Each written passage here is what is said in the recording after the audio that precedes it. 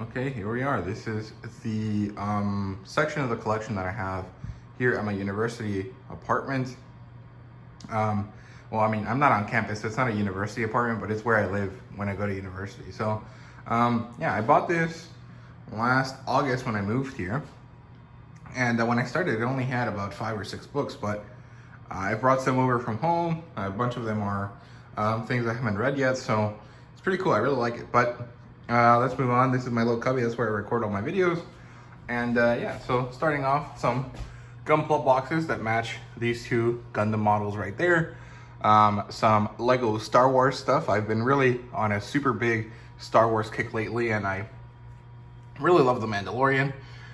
And here's some original trilogy stuff. That Tauntaun is some of the best Lego I've ever built. It's very fun. I really like it. It's super cute. But behind that, we have Lupin, which is one of the classic collections volumes that Seven Seas has. I have about half of them. I need Kamen Rider. I need the 2 volumes of Go Nagai's Devilman, and I need Cutie Honey, and I will have all of them. I'll probably bring the rest of them over from my house, from my parents' house, and put them up here because I think I like all of them in here, and collecting them all would be really nice and having them all on display there. And then Fist of the North Star Volume 1. It's the first book that I bought when I moved here. I had bought it a few weeks beforehand, and I had already sent it, had it shipped here, and it was awesome. It was like the first thing that I got when I moved in, which is awesome. Volume 1 of Ryoko. I'm probably gonna get rid of that and then come back and buy the box set later. I don't know. I liked it a lot, but I didn't love it necessarily, so I'm not sure. But I really like Hard Case Crimes stuff that they publish, so I might pick up the second one, or I might buy the box set. I haven't really decided. But we're coming close to the end of the third quarter here, and I'm starting to look at the stuff that I own, and trying to see what I can get rid of, what I don't really love right now, to kind of clean out my collection for the first quarter, and get some money to start buying stuff for the next quarter. So we'll see how that goes. But that's Ryoko. Then Vinland Saga 1 through 4. I really need to buy Vinland Saga 5. It's 15 bucks right now on Amazon, or it's been 15 bucks on Amazon the last month that I've checked. But I haven't gotten around to biting the bullet and getting it. But I might over spring break here. And then Breaker 1. It's only going to be 5 volumes plus the whatever they decide to do with the second series. I really love the first one. I really need to get the second one, and the third one's coming out here soon. But Ablaze does really good stuff with what they publish, so I really want to get around to buying the next one of that there. Then we have some Spanish manga. We have City Hunter and Saint Seiya 1 and 2, and the first volume of Yu Yu Hakusho. Those are Kanzenban editions, so they don't actually break down the same way a regular Viz volume might, but it's kind of interesting that they're there and they're kind of tall, and the kind of chapter count is significantly different. So the first 2 volumes are half of the first part of Sanctuary of Saint Seiya, which is, I think, the first 6 volumes of the original Tankobon edition. Then we have a bunch of Kodansha stuff, Drifting Dragons, which is a beautiful series. The art style is amazing. It's like Studio Ghibli and Food and Dragons, and it's so cool. I really like it a lot. It's really, really good stuff. I'm almost caught up with it. I need 2 more volumes of it to be caught up, and then I gotta wait till the next one comes out. Then Gleipnir volumes 1 and 2. Really good stuff. I need to get more of it, but I just haven't gotten around to it. Then volume 1 of Inuyashiki, the first 3 volumes of Rent a Girlfriend, which I really like. I know there's a lot of problems with it, like later on, but I don't really care all that much. I enjoy it because it's like a ridiculous, like soap opera type series, and the kind of stuff that people complain about are very much in line with like soap opera type behavior, so it's really like fitting in. I don't really mind. Sweetness and Lightning Volume 1, that's a Loot Crate edition. I bought it from Half Price Books a while back. Then some Wotakoi volumes, and as you guys can see, the Kodansha volumes have like a huge problem in terms of like height and like checking which is the right height and stuff like that. I don't know, like quality control is really bad for Kodansha for some reason, because as you guys can see, all of those volumes are different heights, and they're not even properly aligned, most of them, which are like on the spine. It's not centered, which is really, really annoying, but I mean, it's whatever, I guess. Then we start with the Viz stuff. We have 2 volumes of Monster, Volume 1 and 2. I really need to collect the rest of it. Naoki Urasawa was a really interesting manga, and Monster is a really good story. Definitely want to buy more of that. Then we have Record of Ragnarok, Volume 1, Volume 2 comes out here in April, and I'm really excited to get the next one. I really like Record of Ragnarok. I think it's a fun series. I think a lot of people get mad at the anime for, you know, what is definitely a proper complaint, but they blow it out of proportion. Like, there was only one little segment of the story that was like, what did they call it? Like a slideshow, and it was maybe, yes, it was kind of bad that it was the most important part of the series, but it's like 30 seconds, man. It's really not that big of a deal. So whatever, I don't know. I don't really care all that much, but I like the series, so I'm gonna continue to collect it. Then we have some Mobile Suit Gundam Thunderbolts. I like it. I think it's cool. I really like the edition, although it's kind of expensive at 15 bucks, but it's good. Then we have Ultraman, and that's the end of the Viz signature stuff that I own, at least here in my apartment. We start Square Enix. We have The Great Yahi Will Not Be Defeated, which was a really cute volume. I'm not necessarily sure I want to collect more, mostly because the rate at which stuff releases from Square Enix is super slow. It's not the best. Then we move on to Beauty and the Feast, which is a beautiful story. I love it so much. It's very cute, very fun. It's a very food-oriented series, but it's not like, hey, let me teach you how to cook. It's more like, hey, this girl likes cooking, or this woman likes cooking, and she's gonna feed some people with the food that she makes, and it's really cute. I really like it a lot. Then Dress Up Darling, and then we get into Seven Seas, which is a bunch of light novels because I organize everything by size, so stuff repeats itself over and over on my shelf. So yeah, Monster Girl Doctor, good stuff. I really reviewed the first 3 volumes. It's really good. I really enjoy it. I think that it has a very nice kind of balance between all of the ecchi stuff that you would expect a Monster Girl series to have, but also kind of a lot of good world building and development of like the world that they live in. I think is really good. The Most Notorious Talker, it was good stuff. It's very kind of Arifureta-esque. So if you like stuff like that, definitely read it. I haven't personally read Arifureta, but like a lot of people that have, it basically sounds very similar. So there you go. That's all there is to it. Then Space Mercenary. Now I really like this series. It's not the best written thing ever, but it is a cool kind of like basically harem lit type story, and I liked it. I thought it was fun, but I mean, there's some stuff that happens in Volume 3 from what I've heard that is kind of concerning because it's not really about a lolly character, but actually a properly underage character. And I don't really like that. I think that's really concerning. So, like lollies I can kind of ignore because it's whatever. They're like supposed to have a different age, so it's fine. But like if it's an actual underage character that also looks like a lolly, it's kind of concerning because they were actually a child at that point, and I don't really like that. So I think I'm gonna drop it, and I'm probably gonna get rid of these volumes. I need to properly sit down and read the sample for the 3rd volume and see if I still like it, but I don't know, I'm kind of concerned about it. So yeah, then we get into the Yen light novels. We have Saga of Tanya the Evil, Volume 1, and Solo Leveling 1, 2, and 3, which is really good stuff. I really like Solo Leveling a lot. Then Reign of the Seven Spellblades, Volume 3, good stuff as well. Basically Harry Potter, but also kind of Japanese, and it's kind of cute. And also very cool and dark, and I really like it a lot. Then Don't Toy With Me, Miss Nagatoro, which is actually a really good story. I got into some Twitter war shit with some guy one time. When I said that, it was basically kind of concerning because I don't know if I like it or not most of the time, because she basically bullies him for the first 3 volumes, and it's really not that cute. It's really kind of concerning, but also I like it because the way it's drawn and the way that the characters feel about each other is really good. And I got over in a fight because they were like, no, it's super cute and it's really good and it's all about love, and it's like, no, it's not. It's very clearly she's a bully and she's a horrible person at the beginning, and that's kind of more or less how it stays, but she gets mellower as it goes on. And I just didn't like that people were like minimizing all of the actual issues with the series, but I don't know, it's whatever. But this is a physical volume, but then after I bought this, I bought a bunch of them digitally, so I'm probably going to get rid of this because there's no point in having it like physically and digitally. If I've already bought like most of the series so far digitally, like I'll just keep it digital and move on from there. It's not really that big of a deal. One day I'd probably come back around and buy them physically, but for now that's not really in the plan, so I'm probably going to get rid of it. Then we have Eden Zero, 13 and 14. 15 is out, but I haven't been able to buy it, so that's probably on the list to get here in spring break. But Eden Zero is awesome. It's fairy tale, but not fairy tale. It's in space.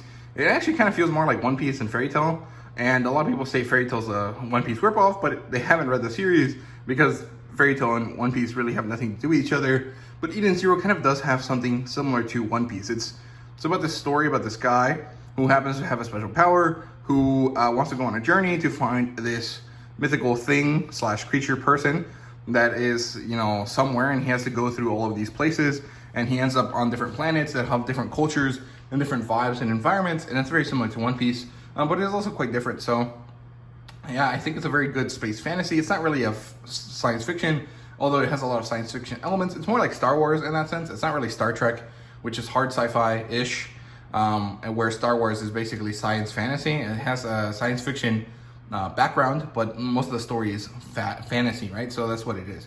Fairy Tail Zero, really good stuff. I really enjoyed. Fire Force Volumes 1 and 2. I want to get more, especially now that it's over and it has turned into a prequel series for Soul Eater. I think that's super cool, and I'm really excited to see where it goes. I know that there's a lot of people that say really good stuff about it, and I'm really excited to get around to it. So yeah, then we get into the Shonen Jump stuff. We have Kaiju number 8 and Mashal.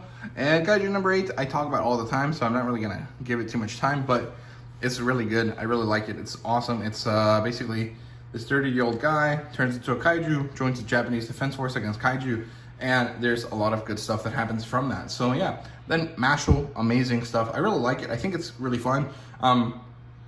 It's kind of like One Punch Man. It's kind of like Harry Potter. It's kind of its own thing. I like it a lot. It's really good. I really love the covers as well. I think the colors choices that they've made for it are really good. The 5th one is yellow, and I think it's going to look really good with all of them there.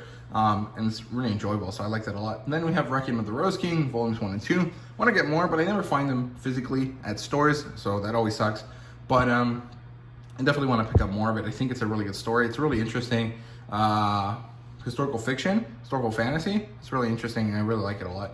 Then Prince Freya, more or less around the same kind of stuff, but Requiem of the Rose King is a lot more like Game of Thronesy.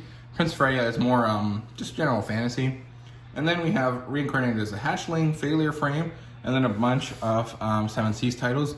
And that awesome Rooster Fighter postcard I got from my Spanish edition of Rooster Fighter, or Mexican edition actually. The Spanish edition is different. All of the different Latin American countries have different postcards for their specific region, so that's pretty cool. Dragon Hatchling is really fun. I liked it a lot. I really want to get more of it, but I just haven't gone around to it. Same thing with Failure Frame, but again, it's kind of very similar to Talker or Arifureta or any kind of like edgy main character with video game-esque powers. So yeah. And then Worlds and Harem, which is actually really interesting. It's kind of like Why the Last Man, but you can actually see boobies, which is fun. And Gal Gohan, you know, a lot of people have problems with it, but Gal Gohan is a really good series. I really like it. I like the first volume a lot. I like the Gal character is really good, and I like the main male character as well. But of course, there's a kind of inherent problem with their relationship because the guy's a teacher and she's a student, and so there's a lot of abusive power. But, you know, they kind of address it, and they're like, well, I'm not doing anything. The person that's kind of coming on to me is a student. And, you know, the situation is slightly different because in Japan, my understanding is that most teachers that teach high school are also kind of young themselves. And so it's not really, like, super weird, although it is kind of weird by American standards. But most things from Japan are weird by American standards. So, I don't know. It's whatever. Tomo-chan is Shy with Strangers 1 and 2. This is kind of similar to Komi, but also very much its own thing, and I like it. It's so good. I really love it. It's very, very nice. No matter what you say, Furusan is scary. Very similar again. Hitomi-chan is about this girl that moves from the boonies into the city, and she's kind of really shy, but she's a very big and kind of intimidating person. And this older character who happens to be like half her height and goes to her school too becomes friends with her, and now she kind of has a romantic kind of relationship with him. I think it's really cute. It's very good, very wholesome, but also Hitomi is a very kind of attractive character, so she has a lot of fan service around her, and I think it's really cute. Furusan is about this girl who happens to kind of come off as a delinquent, even though she's not really. And everyone thinks she's a delinquent, but there's this guy that's just next to her that she kind of likes, and now they have a kind of friendship, and he's always kind of scared that she's going to become like violent with him, and so he's always kind of like kind of trying to be a good person around her, and that kind of makes her like him more. And then he's always like scared that she's gonna beat him up at one point. So I think it's really funny. It's also really good. I really like it a lot. It's very nice. Tomo-chan is a girl, really good stuff as well. This one is about a tomboy who's very cute, who basically likes the guy that she's been best friends with for forever, but he doesn't really understand that she's a girl, or that he does, but he ignores it really hardcore because he doesn't want to deal with that kind of issue. And I think it's funny, but it's really good. So yeah, then let's get into more manga in Spanish here. These are from Spain, Kingdom Volume 1 and Sunken Rock 2-in-1 Edition Volume 1. Definitely need to get more of them. Sunken Rock is up to Volume 3. And Kingdom is about to get into Volume 3 as well, so I need to catch up with those. And they're also about to release Kengan Ashura, which is also really cool. I'm really excited to check that out, so yeah. Then Panini Manga's Adam. It's kind of a reimagining slash retelling slash prequel slash new story based on Astro Boy. Really good stuff. It's kind of allowed and kind of overseen by Osamu Tezuka's grandson or son, I can't remember what it is, and written by other people, and it's really good stuff. I really like it a lot. Then we're going to take a break from all of the stuff that I've actually collected and read to talk about my TBR and what I haven't read yet.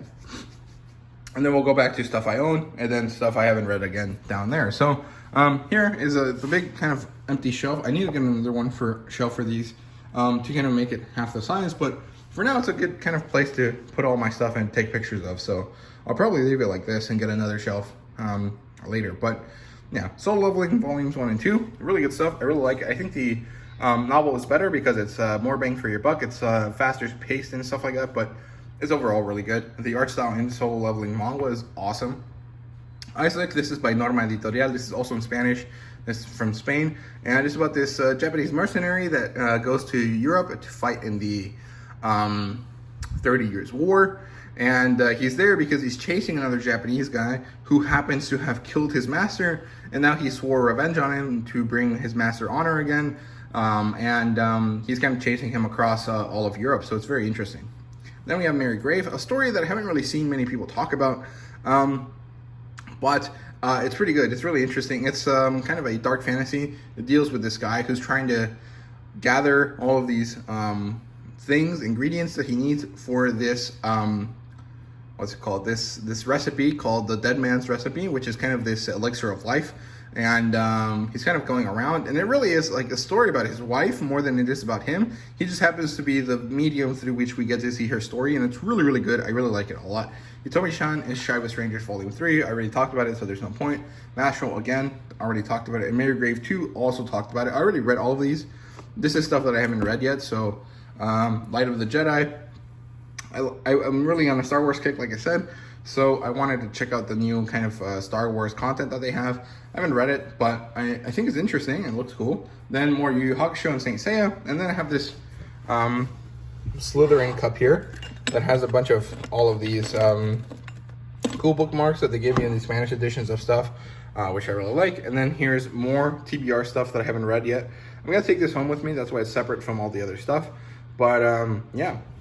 Okay, I had to go get my chair, so if you guys can hear in the background, sorry, I need to add some WD-40 to it because it squeaks a lot. But I needed it because it's kind of tiring to kind of kneel down to talk about this, so sitting down is going to be a lot easier. So here we go. This is the fourth shelf. This is stuff I've finished reading already. This is stuff that I've already reviewed as well. I just can't have it on the proper next shelf because it's just so large. It would kind of, I don't know, look really empty. So I'd rather use this for other stuff. So yeah, anyway, here we go. More manga in Spanish. This is basically all manga in Spanish at this point because the size difference is really huge. I might want to get another bookshelf and just have that one be for small volumes and then a bookshelf for large volumes so I can have the spacing set up properly so that I can have a lot of volumes of each kind in each bookshelf, but I haven't really decided how to do that yet. So yeah, also these IKEA Billy shelves are always perpetually out of stock, especially these black ones. I don't know why people just don't like either buy more of them or like they just don't make as many and they don't ship out as many per IKEA. I don't know, but there's never any in stock, so I just gotta wait. But yeah, so Blade of the Immortal Spanish edition. These are 2-in-1 editions from Mexico. There's 15 of them total. I actually like them quite a bit more than the American editions. One, because the American editions, although they're amazing, they have really high quality paper and stuff like that. They're too heavy to comfortably read, and also I don't like that they're flipped incorrectly. Like they're kind of American style versus Japanese style, and that makes it hard to read. The story, the art kind of is harder to follow. but these are correctly aligned, so that's really good. I really like it a lot. It's much better, and it's a lot easier to follow the story along. And that's also way cheaper. That's about 200 pesos, which is about $10, whereas an American one is about 25. So it's significantly cheaper like that. So yeah. Then Toradora Volume 1. Again, it's I got it because the US ones are perpetually out of stock. And I don't mind waiting, but if I'm gonna wait, I might just get the edition I like better, which is a smaller size. And this one also has like some goodies attached to it sometimes, and it looks better in my opinion because it has like color pages. It has a very nice kind of texturing to the front pattern there. It kind of looks like scales, and you can feel it. It's really cool. And I don't know, I like the dust jacket and stuff that they give in the Spanish editions. It's also half the size, but I mean, that's okay. I don't really mind all that much. I actually like a smaller size quite a bit. I think mass market paperbacks are like the best size for books. So I don't know, maybe I'm just weird. Then Hideout, I just reviewed this recently. Then Yagan 1 and 2, I think those are out of order, so let me switch them out. Yagan is very much like Gantz, but also kind of its own thing. It kind of more explores sadness and this kind of loneliness that humans feel even when they're surrounded by each other. And it's really good. I like it a lot. I think it's a very interesting kind of exploration of the psyche of humans and stuff like that. It's kind of similar to Glypnir in that sense, but the art style and the art direction is very similar to Gantz. So yeah. Then Lone Wolf and Cub, which in Spanish is called Lobo Solitario, which just means lone wolf. Good stuff there again. It's also easier to collect in Spanish, and it's about the same size as the American editions, if not better, because the old American editions were like actually a mass market paperback, and so they were really kind of skinny. These are quite larger than that, so that's good. Then Origin Volumes 1 and 2. I love Boichi's artwork, so I definitely wanted to check out all of the Boichi stuff that was available to me at the time, and so I bought all of the Origin manga. I've only read the first two. I definitely need to buy more Boichi stuff, but I have to get that imported from Spain, and that's significantly more expensive than just buying it from Mexico and waiting a few months to go get it. So it's a lot harder to collect it. Plus, right now my priorities are Sunken Rock, which is also a Boichi title, and Kingdom. So those are a bit more important than all the other Boichi titles to get. So I don't know. Maybe I should buy the other ones since they're going to be easier to collect. Wallman is only 3 volumes. And there's another one called Hotel, which is only a single volume. It's like a short story anthology. But I don't know. I'm kind of lazy right now, so I don't know. I'll figure it out later. Then Rooster Fighter. This is the Mexican edition again. The American edition should come out sometime in September or August, I think, which is going to be really cool. But I already did a review for it, so if you're interested to see what that's about, go check it out. Then Shaman King. I like these editions better than the American ones for 2 reasons. One, you don't lose the back cover or the cover of the other volume. It's way cheaper, and also it has these kind of cool gifts in it. So it has this bookmark, which has the 2 new illustrations, and it has this postcard, which has the original illustrations for the volumes, and I think it's super cool. I also really like Shaman King. It's one of the first manga that I picked up when I started collecting them here 2 years ago now, which is why I'm doing this video, right, to celebrate my 2 years of manga collecting. And I don't know, it's just really cool. But yeah, I don't know. These also have color pages and stuff like that, so it's a slightly better edition than the American one in my case, in my opinion, or in the case as it may be. And I really like it, so yeah, I definitely want to collect more of it. But again, it's kind of hard to collect stuff in Spanish because you gotta buy it, which is not that hard because it's significantly cheaper, especially if you're thinking American to Mexican pesos. But it takes a long time to get to it, so it's kind of sucks.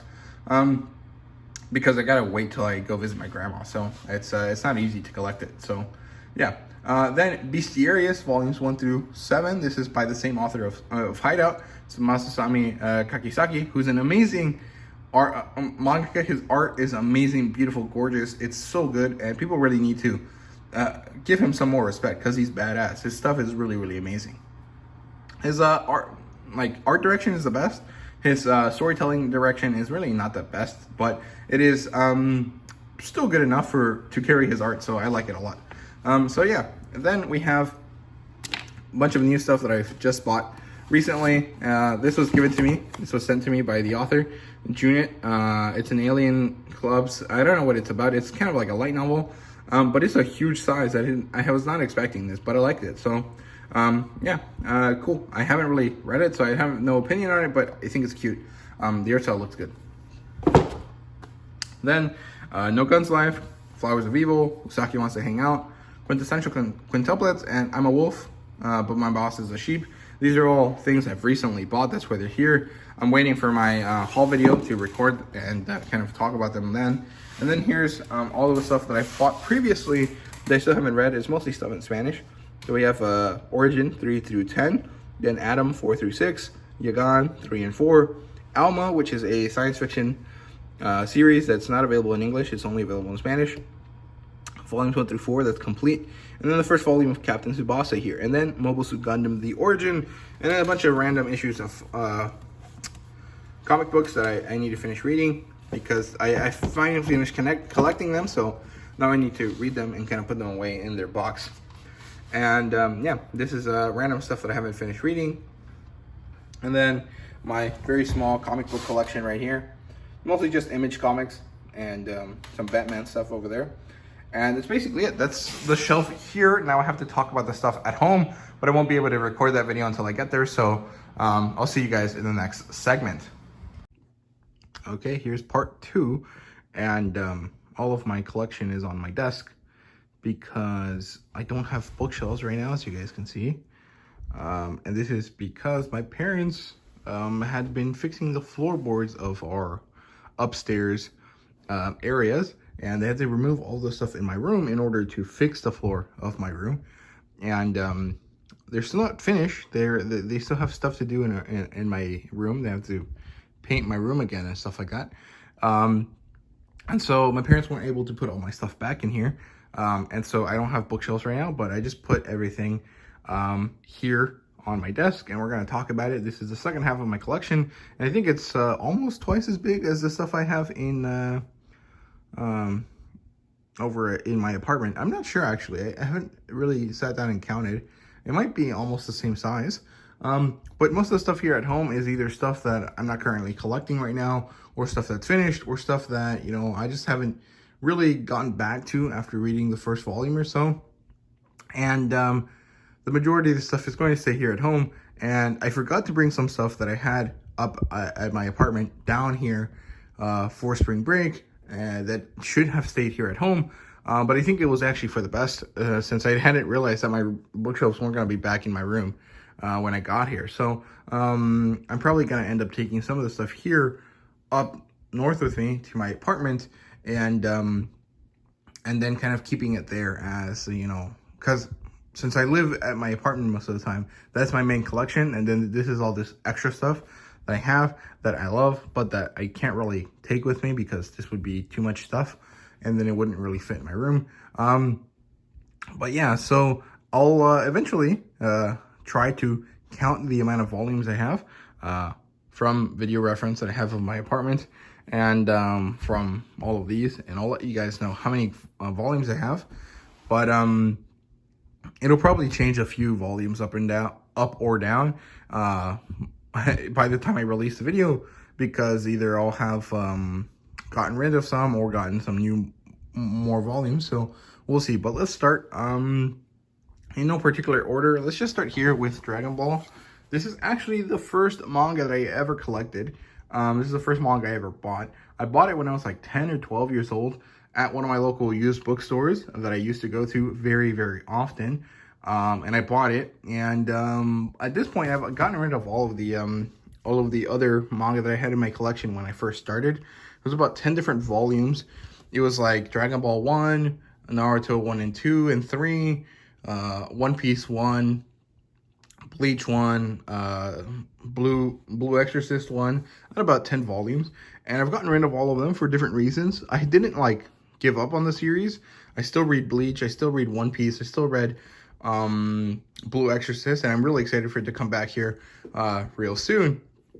But I just got rid of the physical editions because I wanted to do something else, right? I wanted to read them in some other format, or I just wasn't interested in collecting them, or, you know, whatever the case may be. Basically, the big three, except for Naruto, I don't really see myself collecting physically at the moment, just because there's so many volumes of them to collect, and so it's kind of difficult to do. But eventually, when I have a job, and after I've done finished with college and with my master's degree, I do hope to buy the box sets for all three of the series, and finally have them all in my collection. But Dragon Ball was the first manga that I ever bought, and that's why I keep it. It's a sentimental thing for me. It's the first manga that I have, and I really just want to keep it and make sure I have it with me. So yeah, this stays at home. It's still too valuable emotionally for me to take it with me up to my apartment, just in case it gets damaged or anything. It's very unlikely that it ever gets damaged here in my house. So that's why I keep it here. Then we have a random stack of light novels. The rest of the light novels I have are over there, but for now, let's just focus on Kizumonogatari by Nisio Isin. It's a very interesting series, but it's very difficult to read. Nisio Isin has this kind of tendency to just go on tangents, and usually it's not that horrible, but sometimes it's just so fucking impossible to follow, and it's kind of difficult. I think that it's one of the few times where the source material is a little too difficult to enjoy, and maybe it would be better for beginners or less experienced people to read or to consume, honestly, to consume via the anime. I won't say that very often, but I think in this case, I would have enjoyed Kizumonogatari and Monogatari in general a lot more if I had watched the anime instead of read this first volume. So, yeah. And then we have Infinite Endogram Volume 2. It's kind of a floater. I don't know why. I just bought the second one. I have the first one digitally, and I do want to collect more of it physically. I think it's a better way of collecting it. But yeah, Infinite Endogram is kind of like SAO, but also I think significantly better. And it got done really dirty by the anime version of it, and it really deserves a lot more recognition because it's so amazing. It's actually ridiculously good. Then we have Kuma Kuma Kuma Bear, which is a really cute series. I definitely want to read more of it. I just haven't gotten around to buying more of it because, one reason or another, it's a very cute series, but I find more like moe type of stuff enjoyable more in a manga format, more than a light novel format. And so whenever I end up picking up something moe, something very cute, I definitely just go with the manga editions instead. But Kuma Kuma Kuma Bear is a wonderful, very cute series that I really like. Then Solo Leveling, the one series I have this crazy love-hate relationship with, because on one hand, I love seeing Naofumi succeed, and I'm really interested in seeing how he goes about life and what he's doing, especially now that he's basically been ruined, and all of his hate and anger is finally manifesting into this physical tool that he can use. But also, God, every other character except Naofumi and the three women around him suck ass, man. It's fucking horrible. They suck so bad. It's so annoying because, like, I understand the point of it, but also the point of it is dumb. We should have good characters regardless of whether they're good people or bad people. And most of the other characters that are not Naofumi suck balls. They're so bad. They're reduced to this very simplistic, very one-note kind of characterization that is so, like, useful because it makes it easy to hate them, but also so boring and so shitty, and it just makes Naofumi look good in comparison, and not because Naofumi is a good character. And so it's very kind of love-hate relationship with this series, but I basically hate read it, but also really enjoy reading it at the same time. It's really weird. I don't know. Raising the Shield Hero is a very interesting series, and I like it, but it's just kind of ridiculous sometimes. I don't know. It's weird. I like it a lot, though. Like, at the end of the day, I do like it a lot.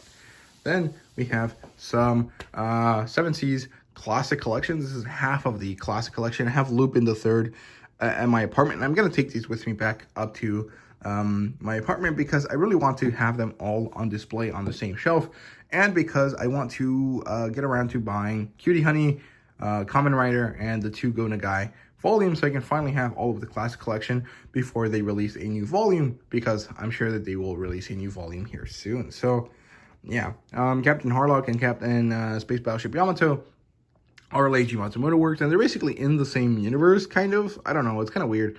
It's one of those things where, like, the same characters cameo in other things, but you don't really know how they're connected. But they're good. Captain Harlock is this kind of tale of exploring the fact that humanity is tired of itself, basically. And there's this man who has finally this is fed up, and he becomes a pirate in order to live free, but also in order to protect humanity where it doesn't want to protect itself. And also, it has this very kind of classic, like, honor and what is right kind of feeling to it. It's really good. It's a little outdated by today's standards, but I think it's still good. The art style is kind of weird, but it also is pretty interesting. And the Space Battleship Yamato is kind of similar. Is the maiden voyage of the last ship that Earth has, and they're using it in order to try to find a cure for the planet as it's being ravaged by these aliens that are attacking Earth, but also ravaged by the fact that humanity has stopped caring about its Earth, about its home. So they're kind of connected, but I don't know exactly how. Then we have Super Sentai Himitsu Sentai Go Ranger, which is the Shoro Ishinomori volume. Kamen Rider is also by him. And Super Sentai Himitsu Go Ranger is basically the original Super Sentai team, the original Power Rangers, which is really good. It's basically, he made Kamen Rider, and he was like, oh, what if I make a team of Kamen Riders? And that's where Super Sentai Go Ranger comes from. And, eventually it became a very popular franchise. The US adapted it, and now the US timeline and the US Power Rangers are different from the Japanese Super Sentai teams. But it is really interesting, really cool. And I think the American Power Rangers are pretty great. I've never actually properly seen the Japanese editions, but I'm sure that they're great as well.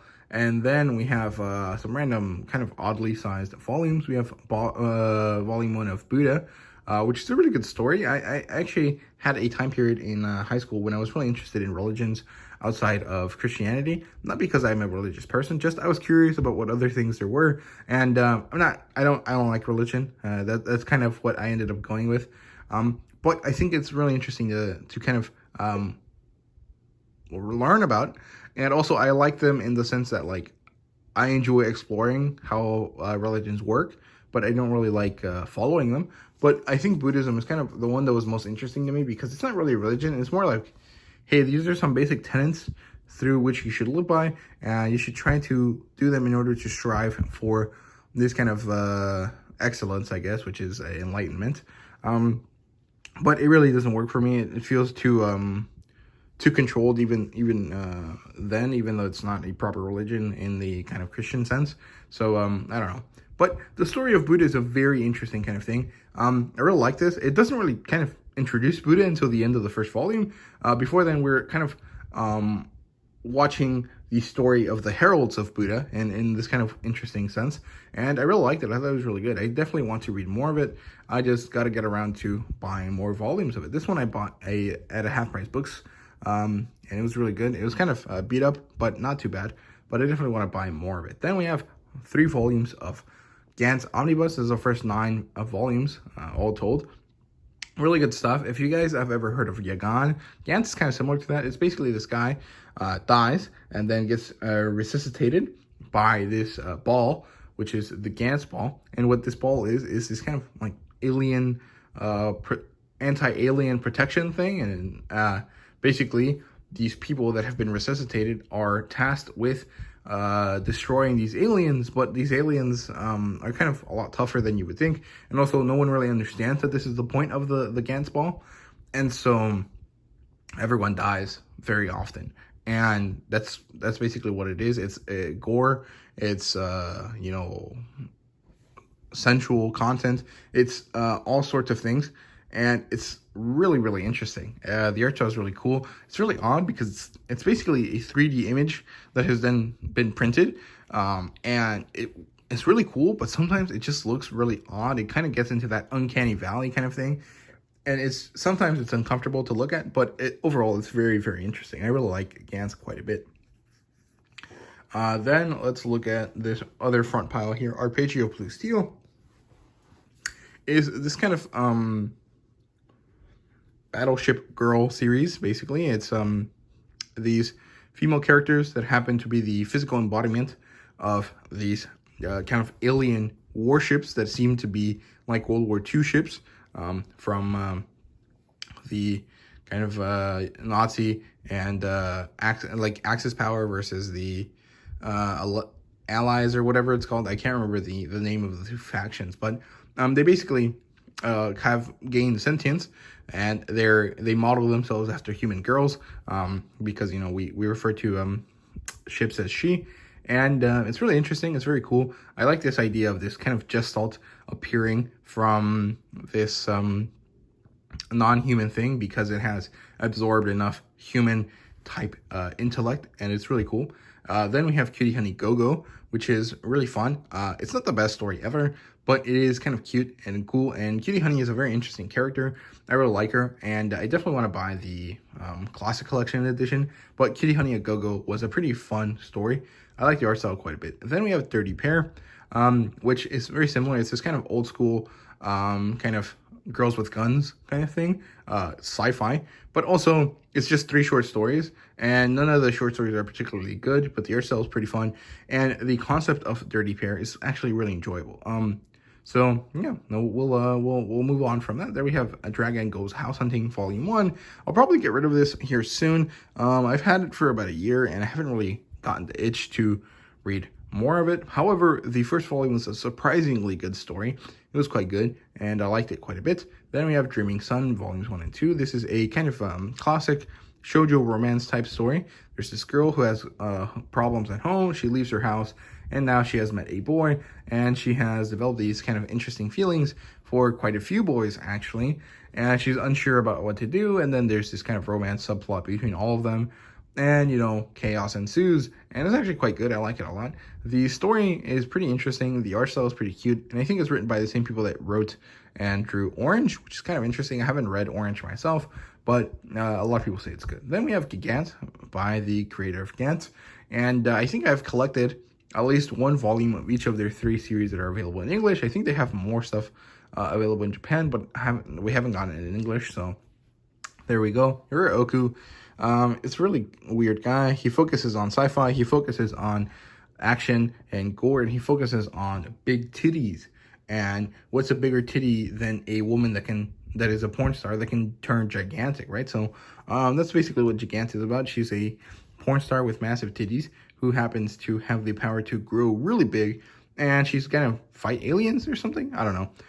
It wasn't received that well. It only managed to get to 10 volumes, and it got axed/canceled/ Hirooku decided to finish it early, and that's all there is to it. I don't know. I think it's cool. I like the premise. I like the art style, like I said, and I think that it'll be pretty good to finish reading, but I don't know when I'll buy more of it. So yeah. Then we have Miss Kobayashi's Dragon Maid. This is a Monster Girl series, but it's not the Monster Girl series that you're used to. This is more or less a bunch of dragon girls exclusively, and some dragon dudes as well. And Miss Kobayashi is a regular, normal, office lady type human. Well, actually, no, she's not really an office lady. She's just a, office worker. But, office lady has this kind of special connotation to it. And Miss Kobayashi doesn't really fit this. However, she ends up drunk and in the forest one day, and she comes across a dragon who happens to be Toru, the dragon on the cover right there. And what happens is that they become friends, and Toru now wants to be Miss Kobayashi's Dragon Maid because she basically has fallen in love with Kobayashi after she was nice to her.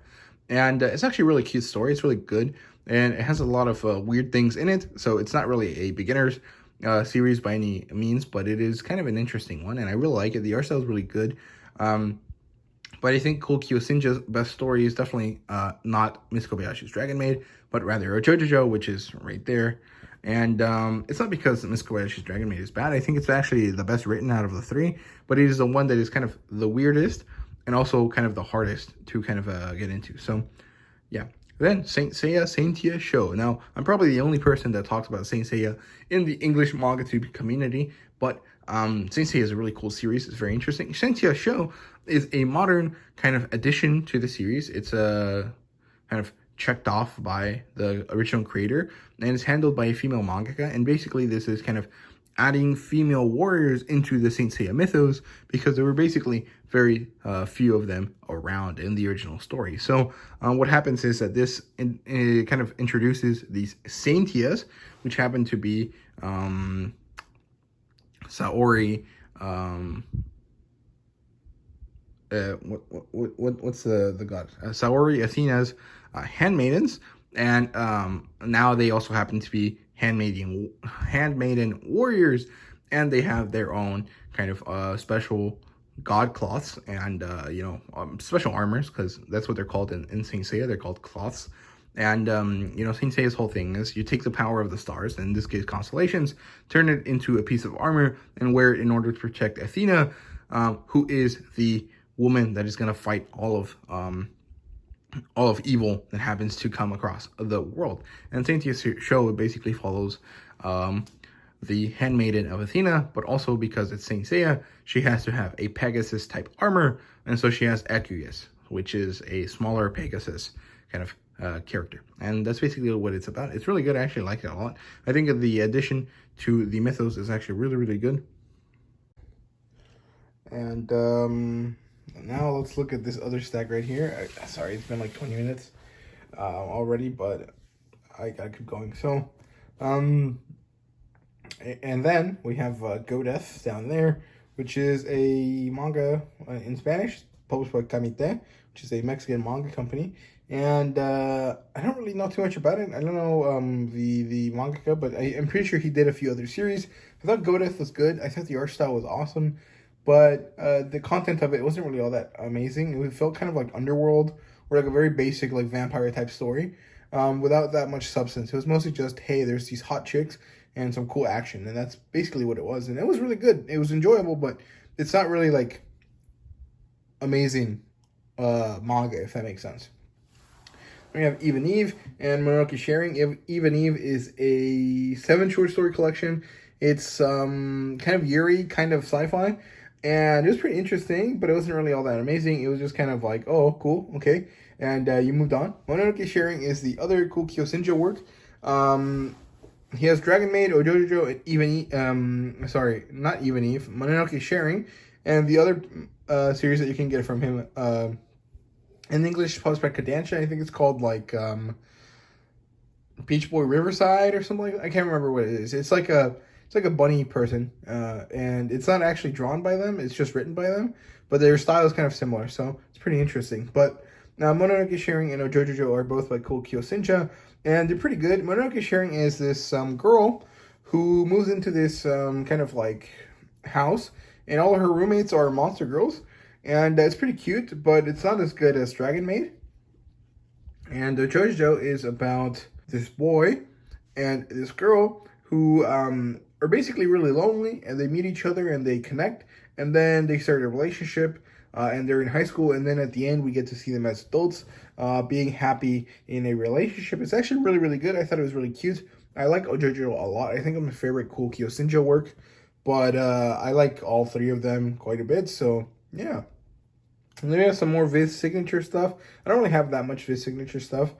Here we have Beastars 1 and 2. My roommate got me these for my birthday at one point, and it's good stuff. I like it a lot. I need to get more of it, but I haven't really gotten around to buying more, but it's definitely on the list of things to get at some point, just haven't gotten around to it. Then we have Uranus Yatsura. This is the first Rumiko Takahashi work that I have read, and also one of her earliest, and really shows it's not that good, but it's not horrible. It has kind of funny moments, but I really don't think that a kind of comedy slash gag manga is really like my thing. And so this kind of isn't really the best. There's a few like comedy series that I like, but Urusei Yatsura didn't really end up being one of them. Also really don't like that the edition is kind of messed up. It's like cut incorrectly. And it kind of looks weird, but maybe I'll get a different one at some point. I'm not sure. I would like to, but I don't know when that'll be. And I do want to check out more Rumiko Takahashi works, probably Inuyasha at some point, but I don't know when that will be. Then A Man and His Cat. This is the only other healing genre manga that I have. It's called the Keshi or something like that. I can't remember what the name of the genre is, but it's like healing manga, and it's really good. It's really enjoyable. It's kind of sad, but also pretty meaningful and pretty good, and I like it a lot. I definitely need to get more of it. I think it's really good. Then we have Delicious in Dungeon, one of the few foodie mangas that are available in English. This one, a fantasy foodie manga. Basically deals with this kind of D&D campaign-esque group of people that are going through the dungeon, living off the land, and trying all of these different monsters out and kind of eating them and finding out what's good and what's not. And it's really cool. I like it a lot. I think it's really fun. However, it's not really as exciting as other food manga out there, but it is quite good. I definitely want to buy more of this. I bought this from my buddy Darth Penn a while back, and I liked it quite a bit. So, yeah, that's the first front pile here. Let me set down the phone, and then I'll move stuff around, and I'll show you the back section of stuff. So I'll be right back in a second. Okay, we're back again. So here we go. This is the second half of the collection. And let's start with Hellsing down here. I like Hellsing quite a bit. I thought it was a fun vampire series. It's mostly just action. And it's quite good. I liked it. I really like this edition. However, it's super heavy. It's actually not that easy or enjoyable to read in it. But like if you're sitting down without resting it on anything, it's kind of hard to read it.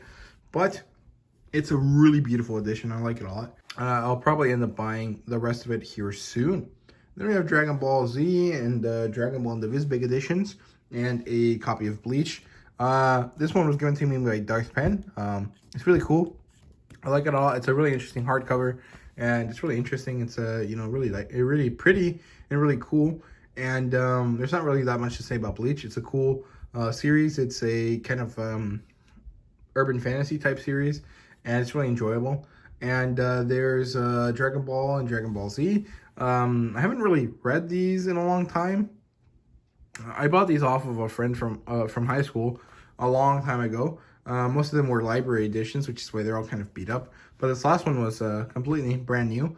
I got all of them for $25, which is awesome. I basically just paid for this one, and all of the other ones were basically gifted to me. And Dragon Ball is a pretty cool series. I watched it when I was a kid. There was a time period where we were living in a hotel for a few months because the house that I'm living in right now, this one right now, wasn't ready yet, and our old house had sold too fast, or like faster than we anticipated. So we were living in a hotel for a while. There wasn't any TV, so I was on YouTube all the time, and this was pre-Netflix era, and I don't know. I watched Dragon Ball, and Dragon Ball has like a special place in my heart because of that. And that's why I bought that first issue or first volume of Dragon Ball. And that's why I still have these, even though I probably won't ever read them physically. I'll probably end up reading on the app if I ever get around to it. But I don't really like Vizbigs. I think they're kind of too big and too heavy to enjoy reading properly. But also, like, they're just not built that well. And they kind of come apart really easily.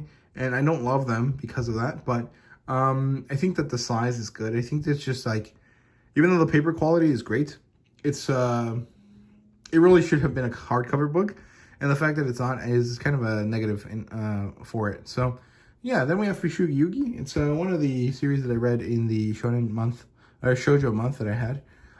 It's quite good. I liked it quite a bit. It had kind of an isekai vibe, but also kind of like a romance vibe.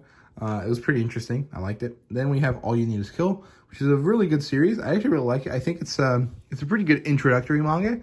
If you ever want to get people into manga and you want to kind of develop their interest in the genre or in the medium, more than anything, the medium of manga, definitely give them All You Need Is Kill alongside a few other series here and there.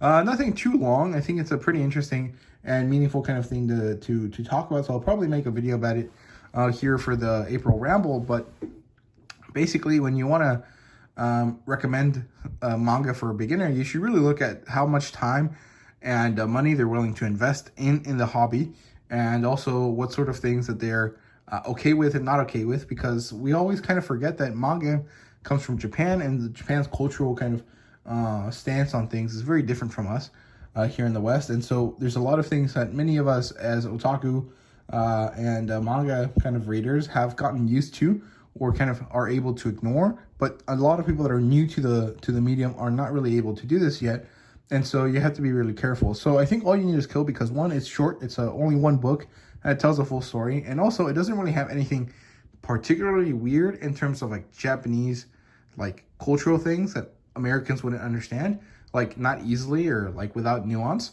So I think All You Need Is Kill is actually a really good story to kind of recommend to people to get into the medium. So I really like it quite a bit. Then we have Witchblade Takeru volumes 1 and 2. It's a complete series there. It's basically back in the 90s, Witchblade was pretty popular. And they kind of commissioned a Japanese mangaka to do a series. And it was only 2 volumes, so it's actually quite good. It kind of reminds me of Go Death. It kind of has a similar kind of vibe. The art style is really good, and it's a very kind of classic Japanese ecchi action series, and it's pretty enjoyable. And then we have a bunch of Viz Media stuff. Black Clover. I definitely want to keep these because I definitely want to collect Black Clover properly one day. Right now I'm just reading it digitally and I like it.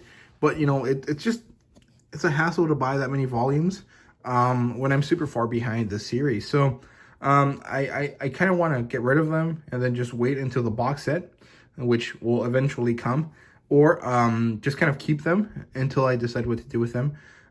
Because I might just buy them in Mexico instead. They're way cheaper for like the same thing basically, although the size is kind of different, but I haven't really decided what to do with it yet. But Black Clover is a beautiful, awesome, amazing series. It's kind of like Naruto, kind of like Fairy Tail, also very much its own thing, and I like it quite a lot. So yeah, Daytime Shooting Stars shoujo. It's actually quite good.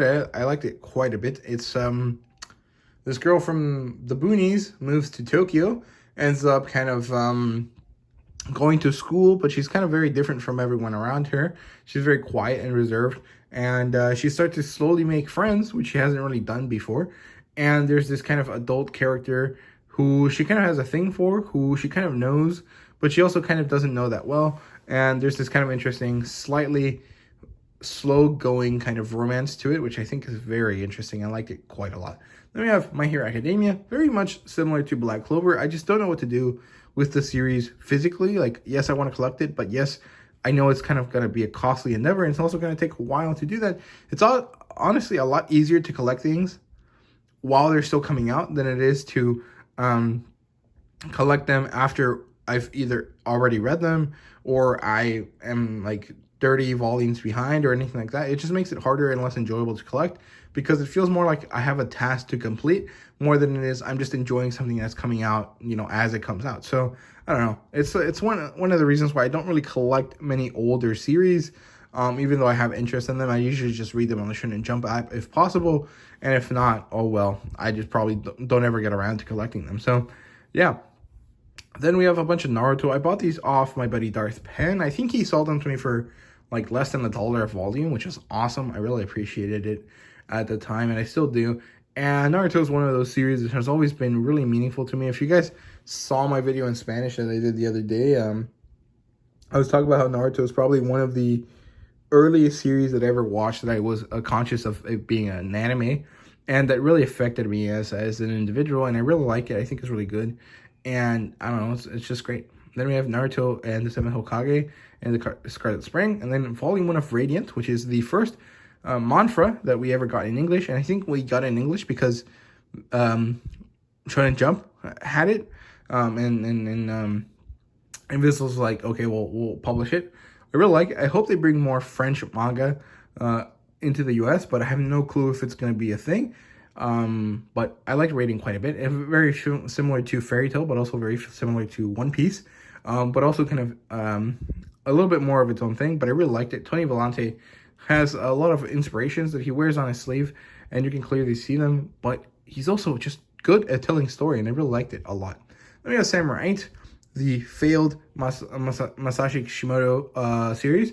I don't really have too much to say about it. It's one of the earliest manga that I bought once I started this channel, and so that's why I'm keeping it even if I don't really love it.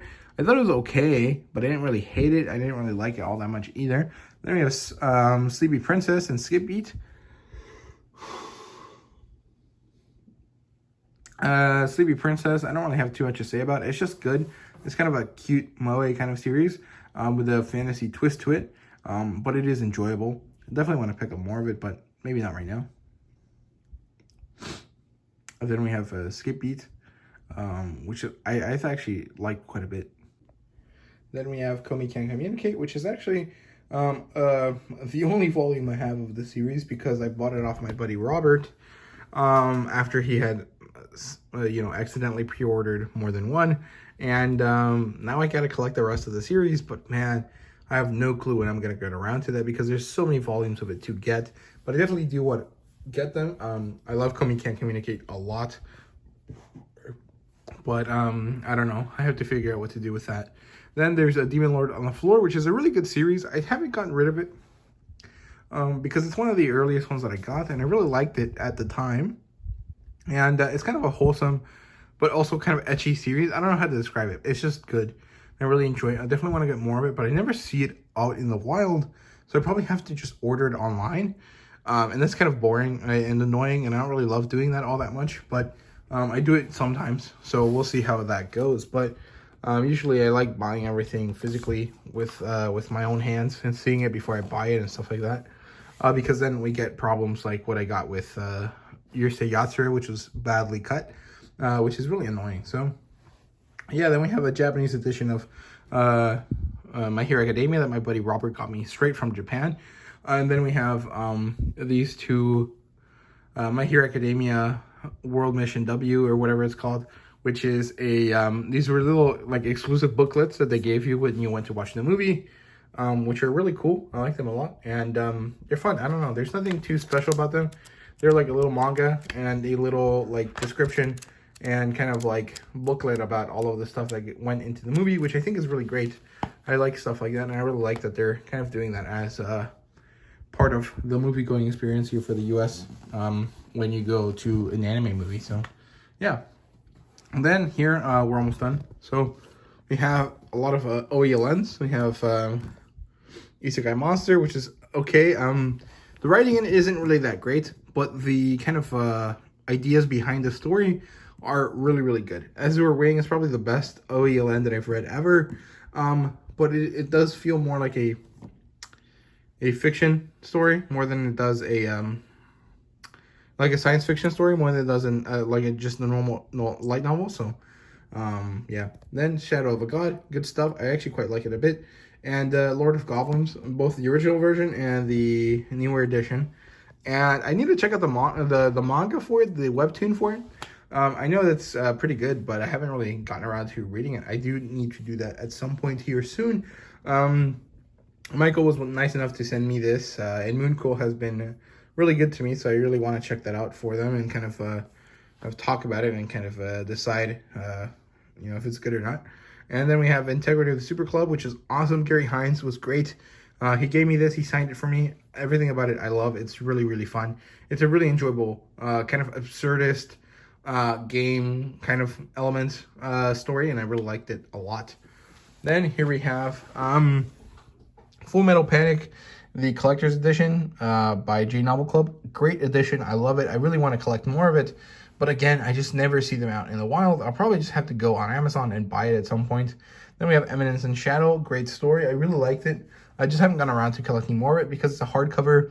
And it's always just a little bit tougher to buy than regular Tankobon volumes because it's just so much more expensive. But I do like the series, so I probably will try to buy more of it at some point. Maybe I'll wait until a sale and just buy a few of them at a time. Then we have Devil's a Part-Timer. I already talked about it more or less, but Devil's a Part-Timer is basically this devil, and he gets sent to Earth, reverse isekai, and now he's working at a McDonald's and trying to rule the world one order of fries at a time, and it's actually pretty funny. I really liked it. Then we have Goblin Slayer, which is probably one of the, if not the best light novels that I've read out of all of them. I really like all of them, but Goblin Slayer, Reign of the Seven Spellblades, Solo Leveling, and Spider So What have probably been some of the best. Oh, and can't forget 86. 86 is probably one of the best as well. It's top 5 for sure. Goblin Slayer is probably 1 or 2 on that list, but it is really, really good. I really liked it a lot. I think it was really awesome. I really loved how I connected with the characters so much, even though none of them have a freaking name. It's awesome. I really liked it a lot. It was really, really good. Then we have High School DxD. I bought it for reasons, and everyone knows what those reasons are. This is a very ecchi series. I liked it a lot, actually. I think the writing is really good. But it is mostly for the boobies. Can't really lie about that.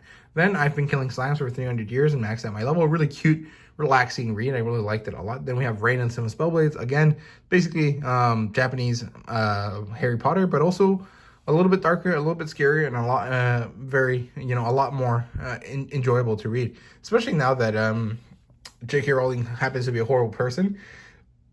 Stuff like that kind of really ruins a book for a lot of people. It does for me, even if I don't really particularly care about authors. as individuals, and like I don't really find a necessity to be validated by authors. I still find it kind of annoying and kind of irksome that she's such a shitty person, because it just makes liking her series a lot harder. And given that it's such an important thing for me growing up, I really don't appreciate that, right? But Bokuto Uno and Reign of the Seven Spellblades are both great stuff. I like that. So yeah, Soma Spider. So what a good, really good series, really interesting. Basically a kind of game lit style story, lit RPG kind of style story. But this one is with a slight twist, which is that the character has been reincarnated as an animal, kind of similar to Dragon Hatchling in that sense. But also, I think this one's a lot funnier because what's her name? Kumomo's, I think that's her name. Spider Girl is a very funny character. Then we have Monster Girl Doctor Volume 1. Good stuff. I think I already talked about it, but if I didn't, it's basically this kind of very good balance between ecchi standard stuff that you would find in a Monster Girl series, and also a lot of good world building to explain why Monster Girls exist and the way they differ from each other, which I think is really good. It's really enjoyable. It's kind of very, it's not encyclopedic in the way it kind of talks about Monster Girls, but it clearly understands, like, hey, a snake girl is going to be different from a mermaid, which is going to be different from a, octopus woman, which is going to be different from a centaur. And I really like those differences and the accents that they're put on them as different beings. I think it's really good. Then we have Bofuri. I really liked it, but I didn't love it all that much. I mean, like, I really enjoyed it. I think I gave it a 4 out of 5. But it kind of just feels like every other Moe kind of gamelit series. And I guess that's because this is like the OG, the best one. But I don't know.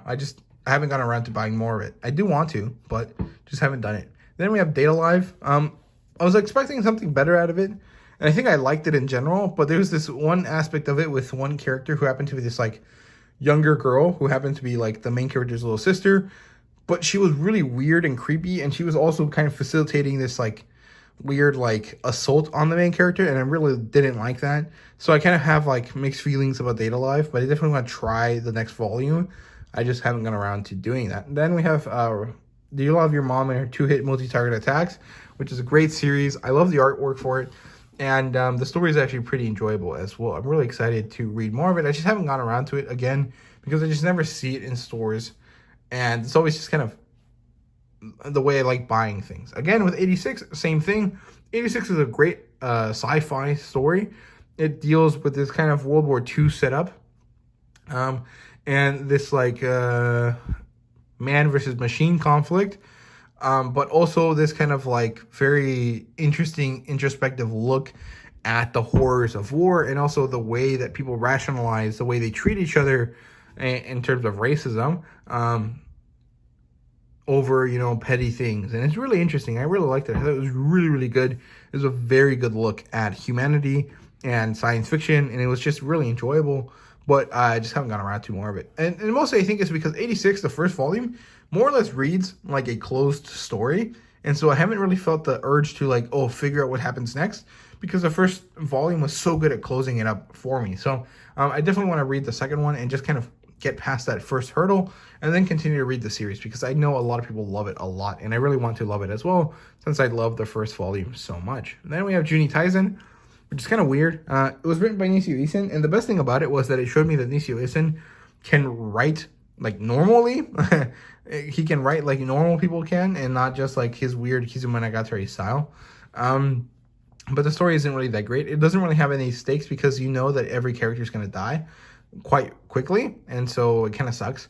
But overall, it's okay. It's not that bad. It didn't really feel that bad to read it. It was kind of enjoyable, kind of a quick, easy action series to read, basically. Then we have Didn't I Say to Make My Abilities Average, which is a really cute one. It kind of does have a lot of moe kind of things, but also it's pretty fun and enjoyable, and I liked it. And I also like that it's isekai, but in classic Funa style. You kind of forget that it's isekai pretty soon, and it just deals with this female character that just wants to live an easy life, but ends up getting in trouble because she kind of can't let things go. And she's really fun. I liked it a lot. Funa does a lot of good stuff there. Then we have Division Maneuver, which at first glance is a very kind of ecchi type series, and it is an ecchi type series, but also it has a very good kind of romance between two characters, and also a very good kind of interesting development of the characters that I like quite a bit. It's kind of more or less like Ender's Game, but then with like sexy mech power armor for the female characters, and that's basically what it is, and it's pretty good. Then we have Occultic Nine. I don't really have much to say about Occultic Nine. I bought it. It was one of the first light novels that I bought, one of the first light novels that I read, and I liked it for what it was, but I don't think it's really my jam, my vibe. But I just don't want to get rid of it for sentimental reasons. And maybe I should just buy the next two to have the full series and just kind of get over it. But I don't know.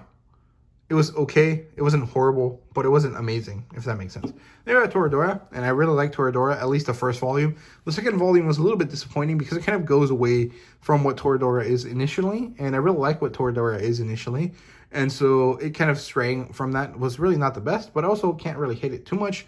But I really like it. I think it's really good. I think the book does a much better job at setting up Taiga and Ryuji's relationship, like more than the anime does. So yeah, I think that's because Toradora, the first volume, it takes a long while to read compared to the episode or two that it takes to adapt the light novel into an anime, and so it makes it feel a lot more meaningful when you kind of get around to the end of it. So that's it for that pile. Let's move on to the little last corner here. We have Eden Zero 1 through 12. I love Eden Zero so much. It's kind of like One Piece, but it's also its own thing. It's Hiro Mashima's newest work. It's a really good one. I'm really enjoying it. I love it so much. I'm definitely going to take all of these back up to my apartment with me, just so I can have all of Eden Zero in my shelf over there. And I'm going to leave Fairy Tail here. So yeah, then we have Mashima's Heroes, which is a really interesting book. I don't really love the title. I think it doesn't make sense, but whatever, it's fine. Mashima Heroes kind of takes the 3 stories that Mashima has published that are like long form series and brings all the characters together, and then kind of does this thing where it's like, oh, they've been brought here by the writer, and the writer happens to be like this kind of god character, and it kind of connects this all of these into this multiverse kind of thing. And I thought it was pretty cool. Then we have Parasite, which is like Japanese Venom. I don't know too much about it, but that's the best way I can think of describing it. Then we have Fairy Tail box sets 1 and 2. I definitely want to buy the rest of these. These I bought from my buddy Josh. And I like them a lot. I think Fairy Tail's great. I definitely want to buy the rest of it. And I don't know when I'll read these. Technically, I've never read any of these. I've only read up to the first 3 volumes. And the reason is because I've watched the anime so many times that, reading through it is not the most exciting thing ever. But I definitely want to get around to reading it at some point. I'm definitely just collecting it right now because I love the anime. And I'm really excited to just go back and read all of these once I finish the anime and once I finish collecting them and just enjoying the stories that Mashima writes, because they really do hit hard, man. Mashima has a really good way of just getting you in your feels, and I really like it a lot. Then we have Chobits Volume 1. This is the 20th anniversary edition. There's 4 of them, and I only have the first one. I bought that off my buddy Josh as well, and I like it a lot. I thought it was really good. It has a lot of very classic sci-fi type things, and it's pretty interesting. So yeah, that's probably the only Clamp volume I have. Although I know a few other Clamp stories, I just haven't gotten around to collecting them. Then we have Waiting for Spring, which is kind of a basketball manga, kind of shoujo romance. I like it quite a bit. I think it's good, but I haven't gotten around to buying volume 2. Then you have Sailor Moon, which is a little bit disappointing. Like, I understand that, it's kind of the classic, the epitome of, magical girls, but it's also kind of not the best. I really don't like the whole thing where Sailor Moon is in love with, like, the knight guy, the gentleman guy, because he saved her once, but it's like, well, you don't know anything about him. And you haven't actually interacted with him, so why do you like him? And this obsession on, like, about love that is really not love. It's just a really weird crush that she then romanticizes and fetishizes into this kind of meaningful connection that isn't there. It just bothers me a bit. But I think the meaning behind it is good, even if the execution of the meaning is kind of bad. So yeah, that's Sailor Moon. And then here's the newest volume to the collection, which is Vinland Saga. This came to me a few hours ago, and yeah, I'm really excited to get into more Vinland Saga. I really like this green color, and I like the moose motif on the cover there. And yeah, that's my whole collection. That's everything I have. I don't know how many volumes it is, but I'll leave a note somewhere on the video or in the description or in the comments to tell you how many manga I have properly. So it's a straight number, and we'll see where it goes. I hope you guys enjoyed the video. If you did, please leave a like, subscribe, and comment down below. Let me know what you thought. And thank you guys very much for watching. I really do appreciate it. And see you guys later.